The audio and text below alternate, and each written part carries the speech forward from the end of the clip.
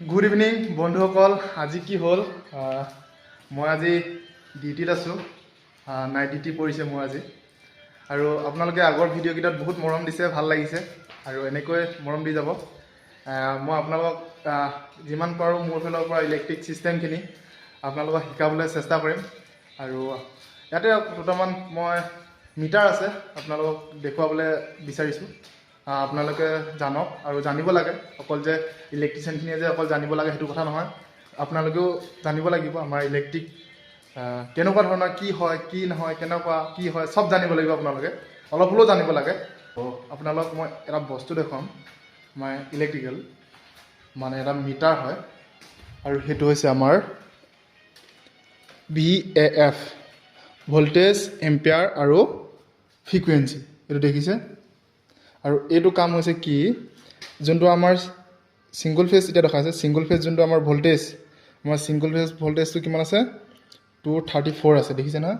আমাৰ single phase যোনটো voltage সেইটো আমাৰ 234 আছে। দেখিছে? এতিয়া আমাৰ কি হ'ল, আমাৰ ইনষ্টিটিউট যিমান ইলেক্ট্ৰিকেল ছিষ্টেম আছে ইয়াত মানে কি হ'ল, আমাৰ ইয়াৰ পৰাই চব কণ্ট্ৰল হৈ আছে। আৰু কি হ'ল, এতিয়া আমাৰ এইটো লোড কিমান আছে চাওক, কাৰেণ্ট কিমান আছে চাওক, কাৰেণ্ট আছে 29.6 এম্পিয়াৰ, হয় নাই? এতিয়া গম পালে? এতিয়া কি হ'ল, আমাৰ যিমান এতিয়া ইনষ্টিটিউটটোত যিমান আমাৰ লোড হৈ আছে, মানে যিমান কাৰেণ্ট গৈছে আমাৰ ইয়াৰ পৰা কণ্ট্ৰল হৈ আছে। আৰু এতিয়া আমাৰ লোড পালে কি হ'ব, লোড দিলে কি হ'ব, আমাৰ কাৰেণ্টটো কি হ'ব, এতিয়া আমাৰ কাৰেণ্টটো আমাৰ লোডত চলিলে আমাৰ কি কাৰেণ্টটো আমাৰ মেজাৰ কৰিব, হয় নাই? এতিয়া আমাৰ কি হ'ল, এতিয়া এইটো দেখিছে নহয়, এতিয়া লোডত কি হ'ল, কাৰেণ্টটো আমাৰ মেজাৰ কৰিছে, কিমান কাৰেণ্ট আমাৰ এতিয়া গোটেই ইনষ্টিটিউটত কিমান কাৰেণ্ট খাই আছে এইটো আমাৰ এতিয়া দেখাইছে। দেখিছে নহয়? আৰু এইটো আমাৰ 50.0 দেখাইছে নহয়, এইটো আমাৰ ফ্ৰিকুৱেঞ্চি। মানে আমাৰ যিহেতু ইণ্ডিয়ান আমাৰ ফ্ৰিকুৱেঞ্চি হৈছে আমাৰ 50 হাৰ্টজ।